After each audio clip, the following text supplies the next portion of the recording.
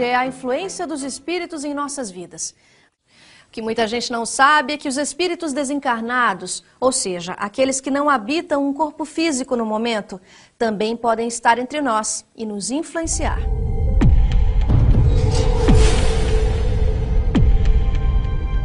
Os espíritos influenciam a nossa vida muito mais do que a gente imagina.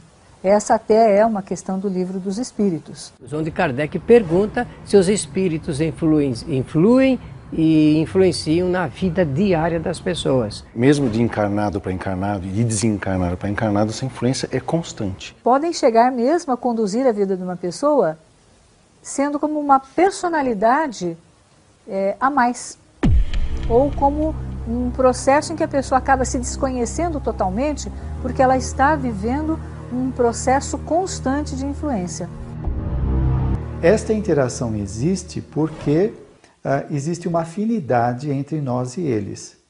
Então, se eles estão nos observando, se eles estão nos acompanhando, é porque existe essa proximidade. Quem são eles? São pessoas como nós, que saíram fora do corpo através da chamada morte e que, por falta de conhecimento da própria espiritualidade ou da vida transcendente, eles continuam com seus condicionamentos, dando vazão aos seus interesses, emoções, etc. Temos que lembrar que nós formamos uma única humanidade, a humanidade dos encarnados e a dos desencarnados, mas na realidade nós somos todos espíritos e com isto os bons se aproximam para beneficiar e os maus, os ressentidos, os que estão com ódio, eles se aproximam para se vingar, para prejudicar e essa influência ela vem através do pensamento. É básico aquilo que nós colocamos como desejo, como a nossa prioridade mental. Então, isso faz com que se aproximem de nós espíritos simpáticos. Existe até um termo que a gente ouve nas obras espíritas que fala a respeito do... Nós estamos nos acotovelando com os espíritos. Isso é verdade. Os espíritos funcionam como onda de rádio. Eu sintonizo, eles entram na nossa faixa mental e a partir daí trava-se um processo de sintonia. Essa sintonia dá espaço para que um possa interferir no psiquismo do outro. É assim que alguém me sugere uma ideia e eu sou mobilizado por aquela ideia a fazer aquilo ou deixar de fazer aquilo, a ter um determinado tipo de ideação ou não. Esse processo ele se dá sempre a nível de sintonia mental. Os espíritos conhecem os nossos pensamentos e é principalmente através das imagens que nós colocamos em circulação. Nem tanto por ouvir, porque eles não necessitam disso. Eles são capazes de conectar conosco através dos pensamentos. Agora, como eles nos influenciam é sempre através do sentimento. A ponte que ele tem conosco para acessar os nossos sentimentos é que é através do pensamento, através da sintonia, da sua vibração mental, que é a maneira pela qual eu expresso o que eu sinto. Pensamentos bons nos ligam aos espíritos bons e pensamentos maus nos ligam aos espíritos maus. Por isso que muitas vezes as pessoas mudam de ideia de uma hora para outra em situações onde você fala, mas por que ela pensava assim, agora pensa de outra maneira? Ou como a gente pode dizer, por que alguém teve uma inspiração, um artista, um cantor e outro não teve? Ou então por que de repente uma ideia nasce em vários lugares ao mesmo tempo, em momentos diferentes no mundo, vamos dizer assim? Por que será que pensamento há uma conexão. A rede é formada assim, é uma rede universal. E isso vale tanto para os espíritos desencarnados quanto também para os espíritos encarnados. Também nos ligamos às pessoas através dos nossos pensamentos. Então essa rede fica estabelecida e essa convivência é recíproca. Tanto nós recebemos a influência dos espíritos, quanto também influenciamos os espíritos. Realmente é uma rede. Nós vivemos uma net de pensamentos e de sentimentos, aonde a influência dos espíritos é apenas uma delas. No entanto, para nós é a mais importante na vida de relacionamento.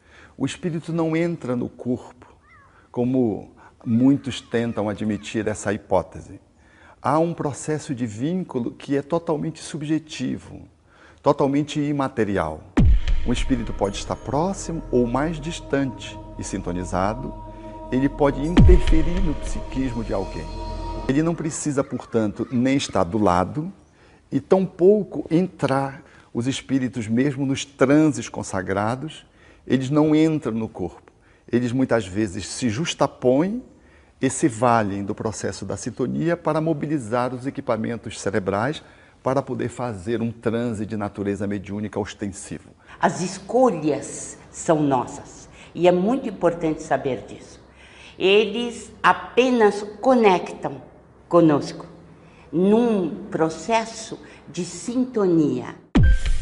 Então, os pensamentos de ódio geram outros pensamentos de ódio, assim como os do amor atraem espíritos que já estão nessa faixa amorosa. Por quê? Porque o nosso pensamento, ele tem uma característica básica, fundamental. Ele induz, ele tem o que nós chamamos de indução mental. Nós podemos induzir no outro o que nós pensamos.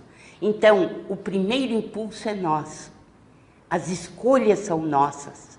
E nós produzimos esses pensamentos e induzimos o outro.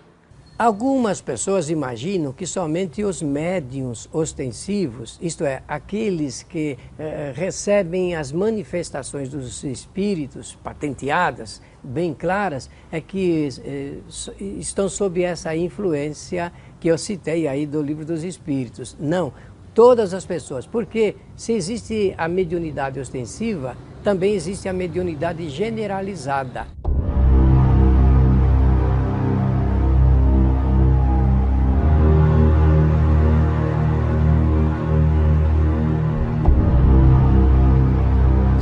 Encarnados e desencarnados.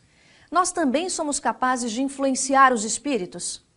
E mais, o pensamento é tão poderoso a ponto de, mesmo entre os vivos, podermos nos conectar mentalmente? Continuamos ligados a essa pessoa?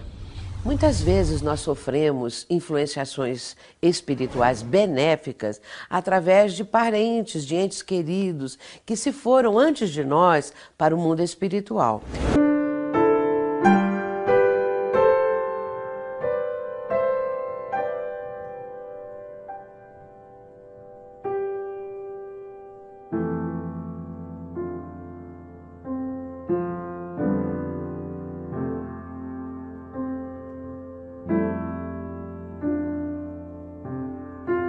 Essas pessoas que foram antes de nós e que nos amavam, que nos ajudavam, que simpatizavam conosco, elas continuam da mesma maneira, querendo o bem, querendo o nosso progresso espiritual, portanto se aproximam de nós. Podemos influenciar os espíritos que estão no mundo espiritual, por exemplo, os nossos afetos que desencarnaram, todas as vezes que nós nos fixamos nele. O apego sempre é um processo que gera prisão, algema. Em nome do amor, muitas vezes, que se manifesta mais como um apego do que propriamente como um amor que liberta, às vezes não deixamos um filho seguir adiante. Nós apelamos, evocamos e fixamos aquela sustentação de evocação, segurando muitas vezes um ente querido que às vezes não tem títulos evolutivos, não tem evolução para se desprender de nós. Muitos, o Espiritismo é claro nisso, nem perceberam ainda que estão desencarnados. Então estão realmente enraizados na problemática existencial do homem e é por isso que essa influência é cada vez mais poderosa. Às vezes assim acontece. Nós conseguimos segurar um espírito em função dos nossos pensamentos de amor ou de ódio. O amor, como o ódio, gera vinculações. Agora, influência dos espíritos nós pedimos. Quando nós fazemos uma oração, nós estamos pedindo que eles influenciem a nossa vida, que eles intercedam de alguma forma. Então, que ela existe, existe. Só que se ela existe, ela pode ser positiva e negativa. A positiva, ela nunca vai dominar uma pessoa. Ela vai fortalecer, ela vai sinalizar. Emmanuel, quando diz que a oração, ela não evita o buraco do caminho, ela não evita o caminho que você tem que trilhar, mas a oração ilumina o seu caminho. E aí você enxerga o que precisa enxergar e direciona os seus passos.